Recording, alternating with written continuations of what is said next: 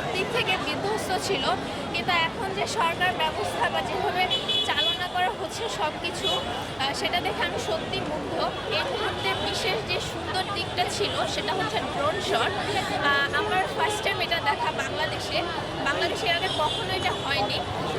যেখানে যেখানে আবু সাইদ বীর মুগ্ধর মতো বীর মানুষজন আমাদের দেশ স্বাধীন করেছে, স্টুডেন্টরা যেভাবে আন্দোলনে সংগ্রাম করেছে, যেভাবে স্বৈরাচারী আন্দোলনে পতন হয়েছে, তো আমার হচ্ছে শুভ নববর্ষ উপলক্ষে এখানে এসে সত্যি ভীষণ ভালো লাগছে। আর আমরা ডক্টর ইউনূস যেভাবে প্রশিক্ষণের মাধ্যমে যে ব্যবস্থাগুলো বাংলাদেশে এখন নিয়েছে সেটা সত্যি অনেক প্রশংসাজনক।